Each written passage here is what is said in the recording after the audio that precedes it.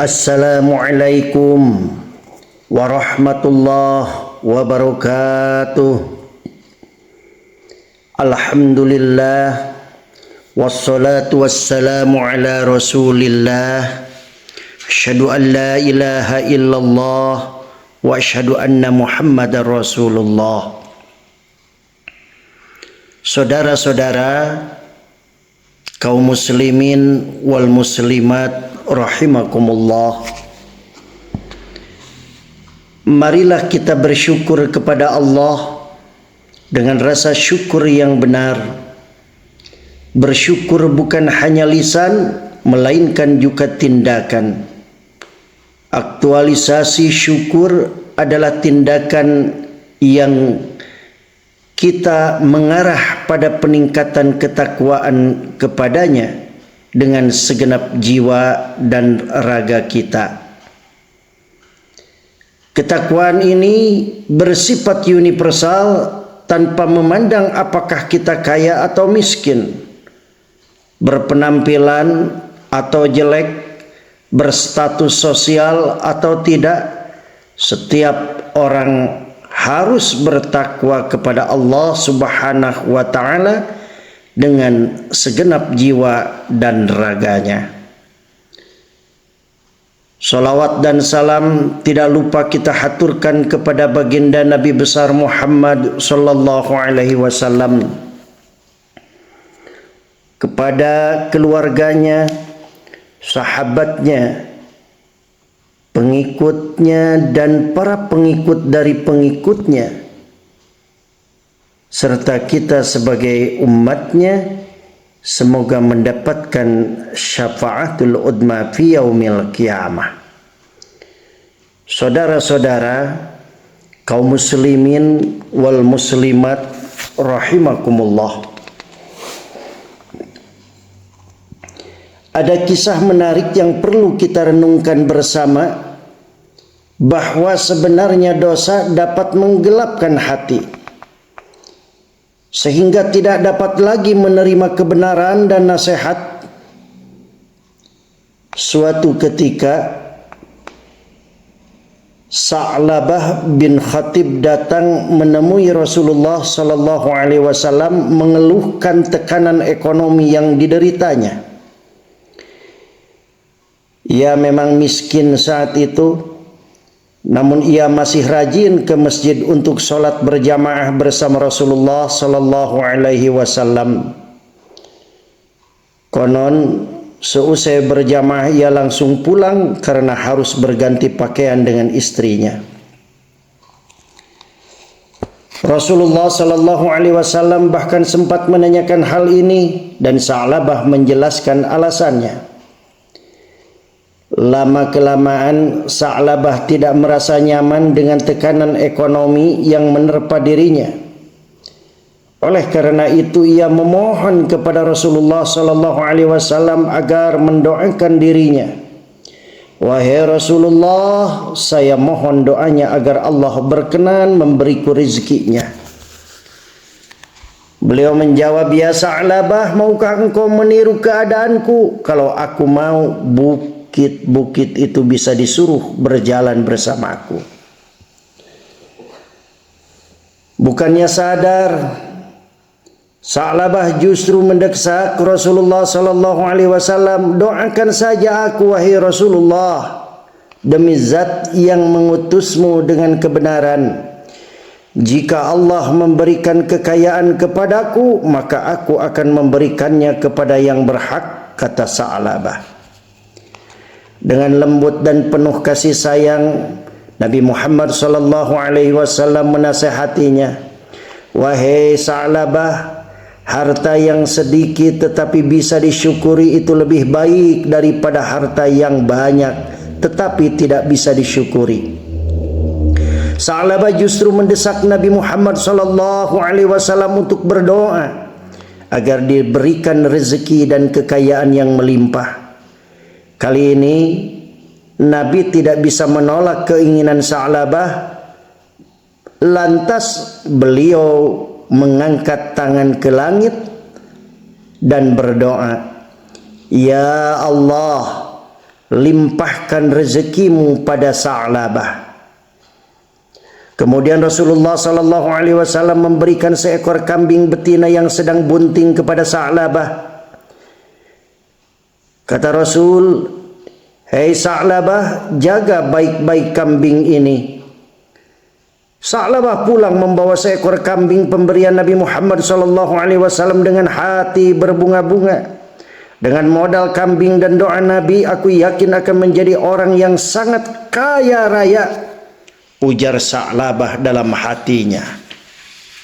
Saudara-saudara, hari demi hari, bulan demi bulan, si Sa'labah yang miskin dan lusuh berubah menjadi orang kaya yang disegani. Kambingnya berjumlah ribuan. Di setiap lembah dan bukit ada kambing milik Sa'labah. Pagi itu Sa'labah jalan-jalan memeriksa kandang kambing yang sudah tidak sesuai lagi dengan jumlah kambing yang terus ia ternakan. Aku harus pindah dari sini untuk mencari lebih banyak lahan untuk menampung kambingku, ujar Sa'labah. Akhirnya Sa'labah menemukan sebidang tanah luas di pinggiran Madinah. Di sana ia membangun kandang baru yang lebih besar. Namun perkembangan kambing Sa'labah seperti banjir yang sulit dibendung. Bahkan terkadang kandang yang baru dibangun sudah terisi ribuan kambing. Demikianlah Sa'labah menyibukkan dirinya setiap hari dengan hartanya. Sebelumnya ia sholat 5 waktu berjamaah di masjid. Kini ia datang ke masjid hanya saat sholat duhur dan asar. Kini kandang kambing yang baru saja dibangun Sa'labah di pinggiran Madinah tidak lagi memenuhi syarat. Maka ia memutuskan untuk mencari area yang lebih luas. Ia tidak lagi memikirkan bagaimana ibadahnya jika jauh dari Madinah. Kepalanya sudah dipenuhi rasa cinta dunia yang tak terukur. Yang ada di kepalanya sekarang adalah harta dan kekayaan. Sehingga ia datang ke masjid hanya seminggu sekali saat sholat Jumat saja. Sehingga dengan derasnya aliran harta di rumah Sa'labah, kini ia lebih memilih berdiam diri di rumah ketimbang datang jauh-jauh ke masjid. Bahkan untuk sholat Jum'ah ia tak lagi datang ke masjid. Hal tersebut lantas diketahui oleh baginda Nabi sallallahu alaihi wasallam. Beliau lantas bertanya kepada para sahabatnya, "Wahai sahabatku, sudah lama Sa'labah tidak terlihat di masjid. Apakah kalian tahu di manakah ia berada dan bagaimanakah keadaannya sekarang?" "Wahai Rasulullah, Sa'labah sudah menjadi orang kaya. Lembah-lembah di dalam dan luar Madinah telah penuh sesak dengan kambing-kambingnya." "Benarkah? Mengapa ia tidak pernah menyerahkan sedekahnya sedikit pun?" tanya Rasulullah sallallahu alaihi wasallam. Saudara-saudara kaum muslimin wal muslimat rahimakumullah. Setelah Allah Subhanahu wa taala menurunkan ayat tentang kewajiban zakat, Rasulullah sallallahu alaihi wasallam mengutus 2 orang sahabat untuk menjadi amil zakat. Seluruh umat Islam di Madinah yang hartanya dianggap telah mencapai nisab untuk zakat didatangi. Jadi yang nyampe nisab zakat maka didatangi oleh petugas tersebut. Tidak terkecuali Sa'labah. Kedua utusan Nabi sallallahu alaihi wasallam membacakan ayat zakat di depan Sa'labah. Kemudian setelah dihitung semua hartanya, ternyata memang banyak harta Sa'labah yang harus diserahkan zakatnya. Di luar dugaan, muka Sa'labah memerah. Ia justru marah karena diminta zakat oleh para utusan Nabi. "Apa ini? Kalian bilang ini zakat. Tetapi menurutku Ini lebih tepat disebut upeti atau pajak. Sejak kapan Nabi menarik upeti? Aku bisa rugi, kata Sa'labah dengan marah. Kalian pulang saja, aku tidak mau menyerahkan hartaku. Sa'labah mengusir kedua utusan Nabi Shallallahu Alaihi Wasallam. Kedua utusan tersebut lantas kembali menemui Nabi Shallallahu Alaihi Wasallam dan menceritakan semua perbuatan Sa'labah. Beliau tentu saja berduka atas sikap seorang sahabat yang dulunya rajin beribadah saat ia miskin, tetapi setelah ia kaya, ia justru terpengaruh oleh hartanya. Sungguh celaka Sa'labah, celakalah ia, ujar Nabi sallallahu alaihi wasallam. Kemudian Allah Subhanahu wa taala menurunkan sebuah ayat yang menjelaskan ciri-ciri orang munafik. Wa minhum man 'ahadallaha la in atana min fadlih lanasaddaqanna walanakunanna minas solihin.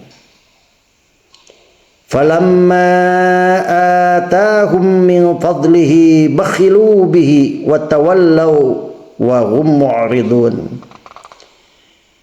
Fa'aqabahum nifaqan fi qulubihim ila yaumi yalqawnahu bima akhlafullah ma wa'aduhu wa bima kanu yakdzibun.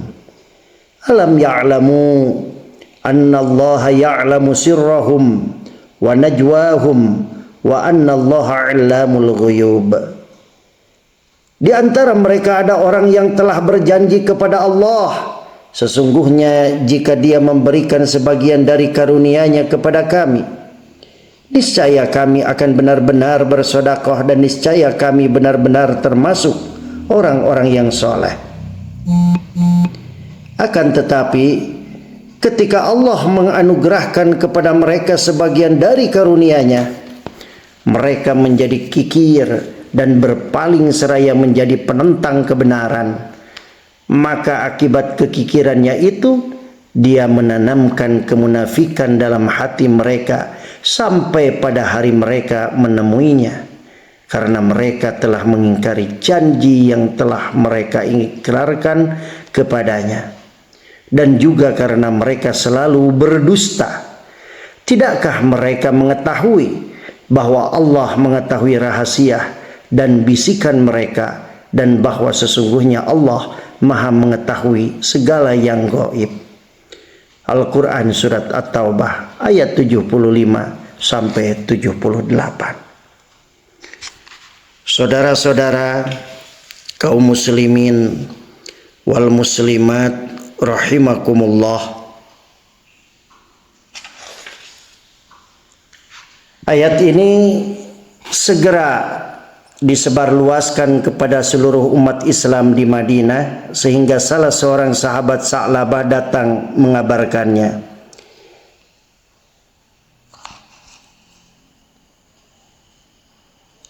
Celakalah kamu Sa'labah, Allah menurunkan ayat-ayat karena kelakuanmu.